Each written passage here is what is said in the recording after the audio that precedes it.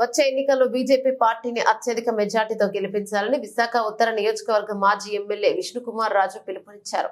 ఎన్నికల ప్రచార కార్యక్రమంలో భాగంగా మంగళవారం విశాఖలోని ఉత్తర నియోజకవర్గ పరిధిలోని 46వ వార్డులోని పలు ప్రాంతాల్లో పర్యటించి స్థానిక ప్రజలు అడిగి తెలుసుకున్నారు. ఈ సందర్భంగా ఆయనకు స్థానిక పార్టీ నాయకులు, కార్యకర్తలు ఆయనకు ఘన స్వాగతం పలికారు. వచ్చే ఎన్నికల్లో వైసీపీని ఇంటికి పంపే విధంగా ప్రజలంతా సిద్ధంగా ఉన్నారని, కేంద్రంలో, రాష్ట్రంలో బీజేపీ ప్రభుత్వం అధికారంలోకి రానుందని కార్యక్రమం వార్డు ప్రెసిడెంట్ ఈశ్వరరావు, బీజేవైఎం రాష్ట్ర అధికార ప్రతినిధి కొండా ప్రసాద్ తదితరులు పాల్గొన్నారు.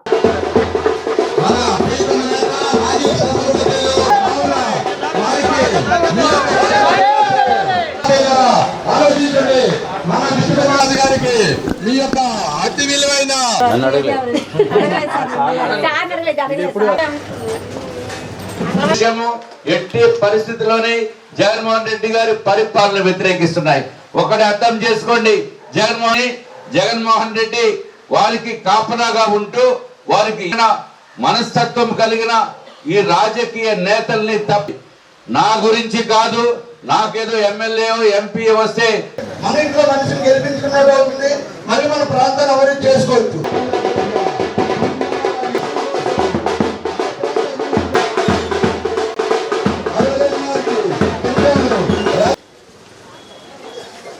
లిక్కర్ని సరఫరా చేసి ప్రజెంట్ బిల్లులు పెంచాడు. విష్ణుకుమార్ రాజు గారిని ఎమ్మెల్యేగా గెలిపిస్తాం.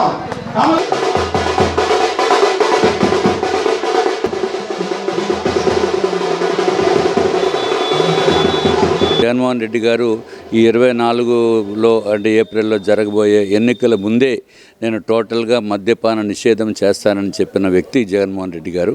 తర్వాత ఆయన ఇచ్చిన వాగ్దానాన్ని మర్చిపోయి ఈ విధంగా ప్రవర్తించడం అనేది కరెక్ట్ కాదు. ఆయనకి ఎన్నికలకు వచ్చి ఓటు వెయ్యమని అడిగే నైతిక హక్కు కూడా వారికి లేదు.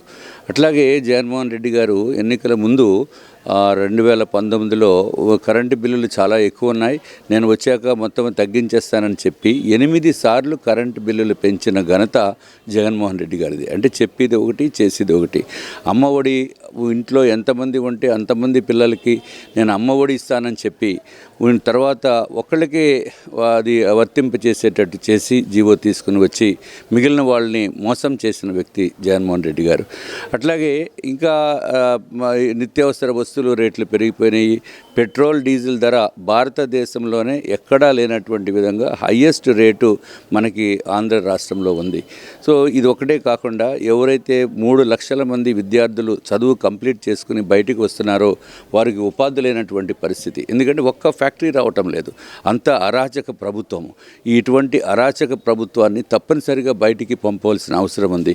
ఒక పక్కన ఉద్యోగాలు లేవు, ఒక పక్కన ఏదైతే ఇదివరకు చంద్రబాబు నాయుడు గారు ఈ 5 రూపాయలకే భోజనము, 5 రూపాయలకే టిఫిన్ అనేది అన్నా క్యాంటీన్లు పెట్టారు. కనీసం అది జగనన్న క్యాంటీన్ అని పెట్టి దాన్ని నడిపినా బాగుండేది. అదేమీ కాకుండా మొత్తం మూసేసి క్లోజ్ చేసేసి భ్రష్టు పట్టించేశారు జగన్మోహన్ రెడ్డి గారు. అట్లాగే కేంద్ర ప్రభుత్వం నరేంద్ర మోడీ గారు తలపెట్టిన ఏదైతే హౌసింగ్ ఫర్ ఆల్ స్కీమ్ని కూడా దుర్వినియోగం చేసింది జగన్మోహన్ రెడ్డి గారు. అట్లాగే కరోనా సమయం నుంచి ప్రధానమంత్రి నరేంద్ర మోడీ గారు ప్రతి ఒక్కరికి కూడా వ్యాక్సినేషన్ ఇచ్చి ప్రాణాలను కాపాడిన వ్యక్తి ప్రధానమంత్రి మోడీ గారు. అప్పటి నుంచి కూడా ఇప్పటి వరకు ఫ్రీ ఉచితంగా బియ్యం సరఫరా చేస్తామంటే ఆయన జగన్మోహన్ రెడ్డి గారు నేనేదో ఆయన చేసినట్టుగా ఫోటోలు పెట్టి తర్వాత ఆఖరికి అన్ని కేంద్ర ప్రభుత్వ పథకాలని కూడా జగన్మోహన్ రెడ్డి గారు వారిస్తున్న పథకాల కింద ప్రజల్ని మభ్యపెట్టే చేసే ప్రయత్నం కూడా ప్రజలందరూ కూడా గమనించాలి. అట్లాగే ఈ రాష్ట్రంలో ఈసారి జగన్మోహన్ రెడ్డి గారికి కనుక పొరపాటున ఎవరన్నా ఓటు వేద్దామని అనుకుని ఫ్యాన్ గుర్తుకి ఓటు వేస్తే పిల్లల భవిష్యత్తుకి ఉరితాడు వేసిన దాంతో సమానము.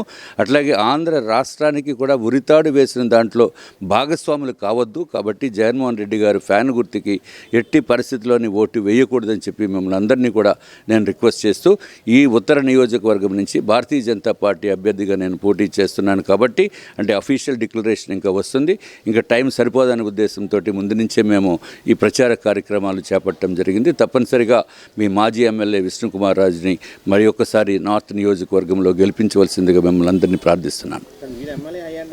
బాగా నార్త్ డెవలప్ అయింది, దాని తర్వాత అట్లా అవినీతి తేవలేక డెవలప్మెంట్ వర్క్ చేశారు బాగా. అవును. కానీ 5 ఏళ్ళ కుంటుపడిపోయింది. మళ్ళీ ఇప్పుడు ప్రజల్లో మీరు వచ్చేసరికి ఏ విధంగా? ఇప్పుడు నేను ఎమ్మెల్యేగా ఉన్నప్పుడు 42 కమ్యూనిటీ హాల్స్ కట్టించాను. అట్లాగే 18 కోట్ల రూపాయలు సీఎం రిలీఫ్ ఫండ్ ఇప్పించాను. ఈ కొండవాలు ప్రాంతంలో ప్రతి చోట కూడా మెట్లు లేని ప్రదేశాల్లో మెట్లు వేయించాను, కొన్ని హ్యాండ్ రైలింగ్స్ చేయించాము. ఎక్కడ ఎవరికి ఏ అవసరం ఉన్నా వారి దగ్గరికి ఎక్కడ కూడా అవినీతి లేకుండా వారికి నేరుగా పథకాలు వచ్చేటట్టు చేసి వారికి ఎంతో ఉపయోగపడేటట్టు నా పూర్తి ప్రయత్నం చేశాను. ఏదైతే నేను కమ్యూనిటీ హాల్స్ కట్టించానో ఇప్పుడు జగన్మోహన్ రెడ్డి గారి ప్రభుత్వం వచ్చాక అవన్నిటిని కూడా ఈ గ్రామ సచివాలయాల కింద మార్చేసి ఈ గ్రామ వాలంటీర్స్ వ్యవస్థకి వాళ్ళకి ఇచ్చేయటం జరిగింది.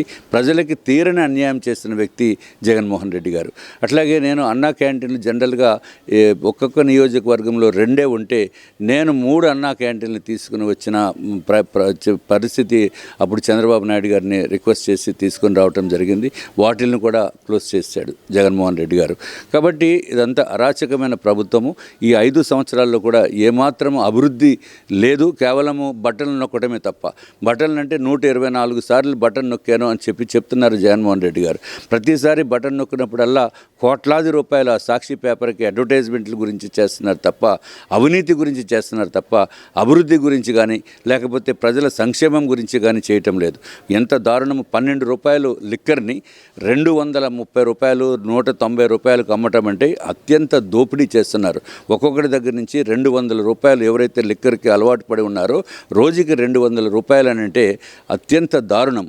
అది నెలకి 6,000 రూపాయలు అంటే సంవత్సరానికి 72,000 రూపాయలు కేవలం లిక్కర్లోనే దోచుకుంటున్న వ్యక్తి జగన్మోహన్ రెడ్డి గారు. మద్యపాన నిషేధం అని చెప్పి ఒక్కొక్క కుటుంబం దగ్గర నుంచి ఒక్కొక్క వ్యక్తి దగ్గర నుంచి 72,000 రూపాయలు దోపిడీ అంటే ఇది చిన్న విషయం కాదు. కరెంటు బిల్లులు ఇదివరకు 1,000 రూపాయలు వచ్చే కరెంటు బిల్లు ఇప్పుడు 2,000 రూపాయలు వస్తుంది. అంటే కనీసం 1,000 రూపాయలు దోపిడీ అంటే నెలకి 1,000 రూపాయలు అంటే సంవత్సరానికి 12,000 రూపాయలు. అంటే 12,000 రూపాయలు ఇంటూ 5 అంటే మొత్తం 60,000 రూపాయలు ఒక కుటుంబం దగ్గర నుంచి దోచుకుంటున్న వ్యక్తి జగన్మోహన్ రెడ్డి గారు. అట్లాగే నిత్యావసర వస్తువుల రేట్లు పెరిగిపోయినాయి. ఇవన్నిటి కూడా నేనేదో ఉన్నాను నేనేదో చేస్తానని చెప్పి జగనన్నే మా భవిష్యత్తు అని ఎక్కడ పడితే అక్కడ స్టిక్కర్లు అంటించడం అనేది చాలా హాస్యాస్పదము.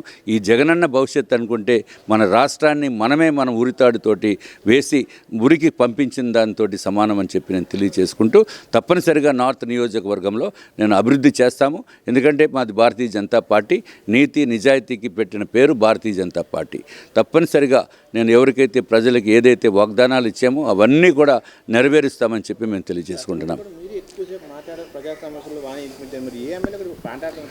ఇప్పుడు ఏ ఎమ్మెల్యే కూడా అసెంబ్లీలో మాట్లాడే దమ్ము ధైర్యం లేదు. ఎందుకంటే జగన్మోహన్ రెడ్డి గారి పైన మాట్లాడితే వెంటనే జైల్లో కేసులు పెట్టేయటము, అరెస్టులు చేసేయటము, వేధింపులకి గురి చేయటమే తప్ప ఇంక వేరేదేమీ కక్ష సాధింపు చర్యలకి గురి చేస్తారు తప్ప ఇంకేమీ లేదు. అట్లాగే ఈ కాంట్రాక్టర్స్కి పాపం ఎంతో మందికి పేమెంట్లు లేక 43 మంది కాంట్రాక్టర్స్ సూసైడ్ చేసుకున్నారు. అవి కూడా అసెంబ్లీలో ఎవరితో ఎమ్మెల్యే తోటి మాట్లాడండి అంటే మాట్లాడలేనటువంటి పరిస్థితి. నేను ఇదివరకు ఎమ్మెల్యేగా ఉన్న సమయంలో 33 గంటలు నేను అసెంబ్లీలో ప్రజా సమస్యలపై మాట్లాడి చాలా సమస్యలు నేను ప్రభుత్వం దృష్టికి తీసుకుని వెళ్ళి ఆ సమస్యల పరిష్కారం కనుగొనడం జరిగింది.